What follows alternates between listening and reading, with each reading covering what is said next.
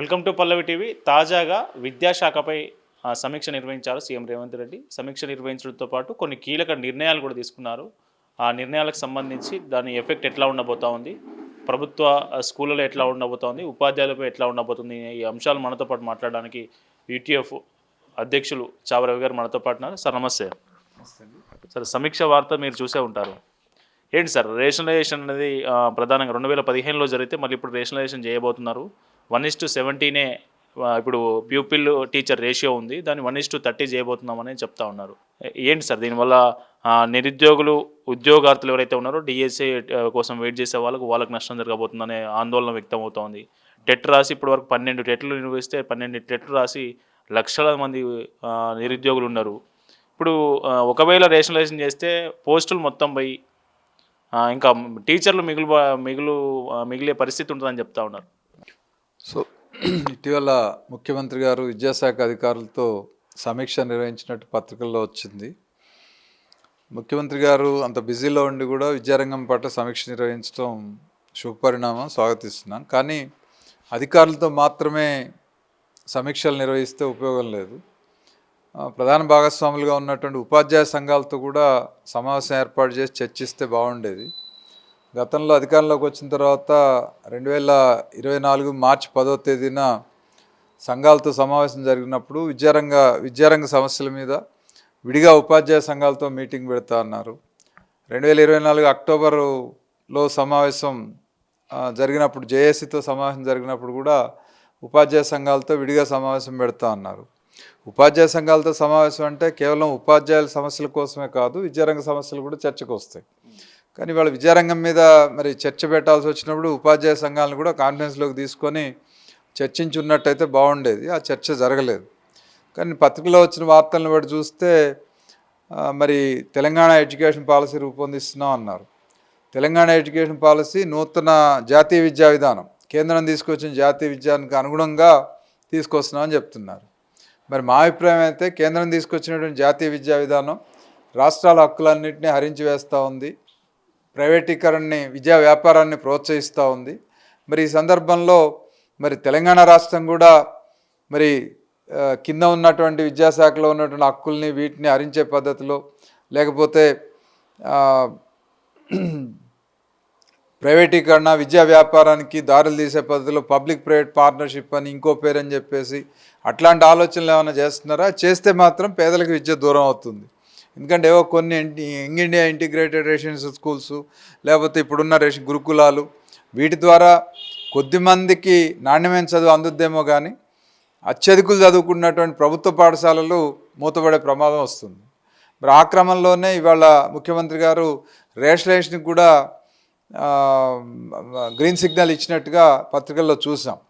Rationalization అంటే సర్దుబాటు, పాఠశాలల్లో ఎక్కడైతే అవసరం అదనంగా ఉన్న టీచర్లను అవసరమైన పాఠశాలకు సర్దుబాటు చేయటాన్ని అంగీకరించవచ్చు. కానీ అసలు ఎంత అవసరం పాఠశాలలకి, ఎంతసేపటికి కూడా ఓవరాల్గా చూసి ఇప్పుడున్నటువంటి టోటల్ ఎన్రోల్మెంటు, టోటల్ టీచర్స్ చూసి 1:17 ఉన్నారని చెప్తున్నారు.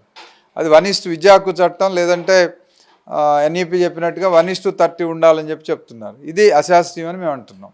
మేమనేది ఏంటంటే, ఒక పాఠశాల అన్నప్పుడు కనీసం 2 టీచర్లు ఉండాలి. పాఠశాల, ప్రాథమిక పాఠశాల అంటే కనీసం 2 టీచర్లు ఉండాలి.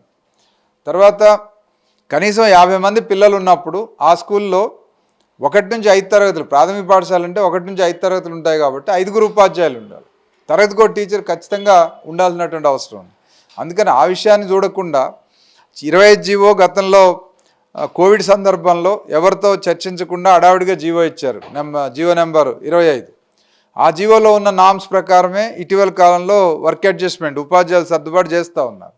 ఇప్పుడు కూడా రేషనలైజేషన్ చేస్తామని విద్యాశాఖ పర్మిషన్ ఇచ్చారంటే ఆ 25 జీవో ప్రకారం రేషనలైజ్ చేస్తే ప్రభుత్వ విద్యారంగం మొత్తం కూడా కుప్పకూలిపోతుంది, ప్రభుత్వ పాఠశాలలు మూతపడిపోయే ప్రమాదం దాపురిస్తుంది.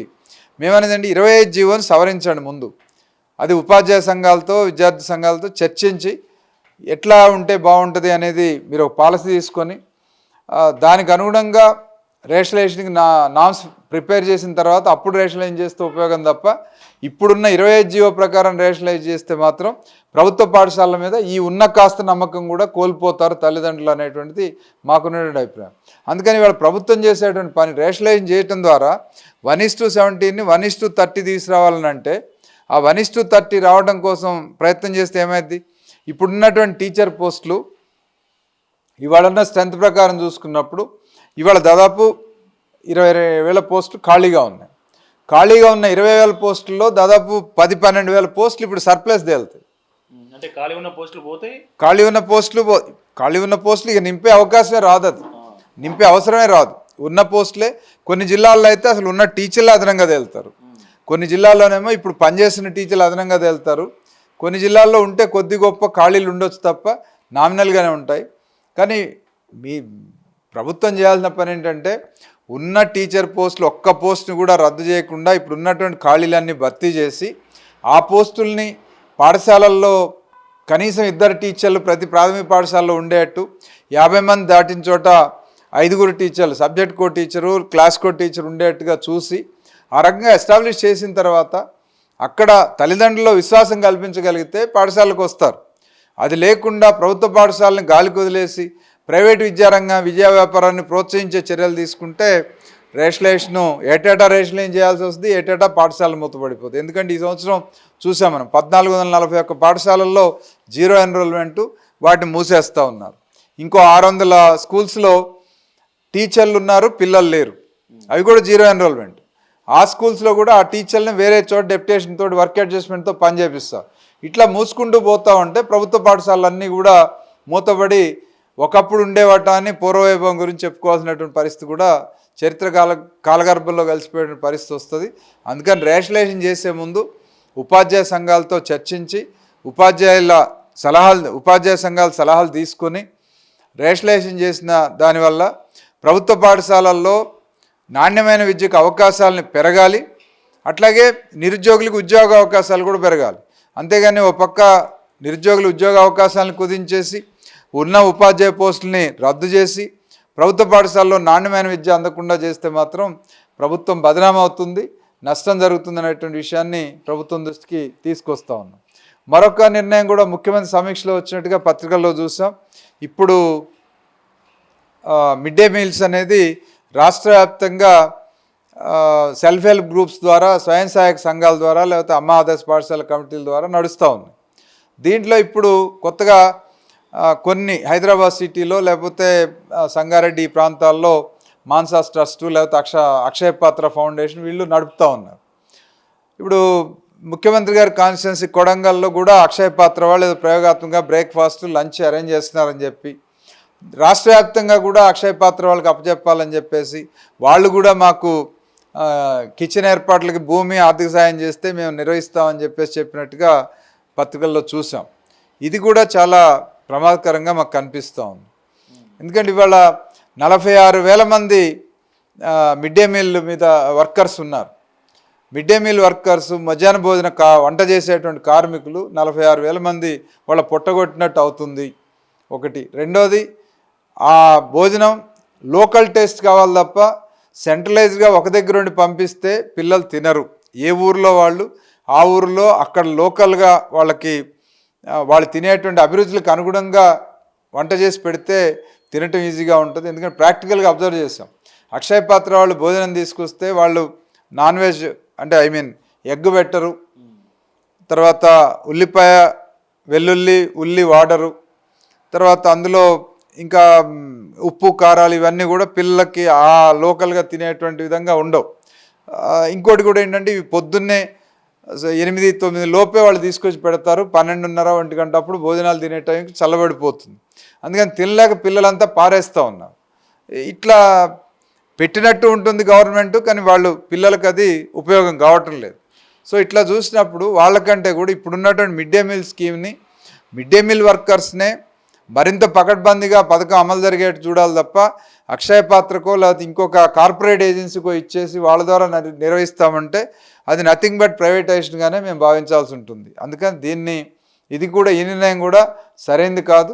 అది ఒకటి ఇక్కడ 46,000 మంది మిడ్ డే మీల్ వర్కర్స్ ఉపాధి కోల్పోతారు. రెండోది పిల్లలకి నాణ్యమైన భోజనం హాట్ ఫుడ్ అందే అవకాశం లేదు. అట్లా వాళ్ళ లోకల్ టేస్ట్కి తగినట్టుగా స్థానిక అభిరుచులకు తగినట్టుగా వంట ఉండే అవకాశం లేదు. సో దీనివల్ల అది నిరుపయోగం అవుతుంది అనేటువంటిది మాకు కనిపిస్తూ ఉంది. అందుకని ఈ విషయాలన్నింటినీ కూడా గమనంలోకి తీసుకుని విద్యారంగానికి సంబంధించి చర్చ చేసేటప్పుడు విద్యారంగం పేదలకి బడుగు బలహీన వర్గాల పిల్లలు అత్యధికంగా ప్రభుత్వ పాఠశాల మీద ఆధారపడి ఉన్నారు. ఈరోజు వాళ్లే కదా అసలు రాష్ట్రంలో ఉన్నటువంటి పిల్లలందరికీ కూడా 6 నుంచి 14 సంవత్సరాల పిల్లలందరికీ నాణ్యమైన విద్యని ఉచితంగా అందించాల్సినటువంటి బాధ్యత రాష్ట్ర ప్రభుత్వాన్ని. కాబట్టి అందుకు అవసరమైనటువంటి చర్యలు తీసుకోవాలంటే క్షేత్రస్థాయిలో పనిచేసేటువంటి స్టేక్ హోల్డర్స్ భాగస్వాముల యొక్క అభిప్రాయాలు తీసుకుంటే ప్రజాప్రభుత్వానికి ఉపయోగంగా ఉంటుంది తప్ప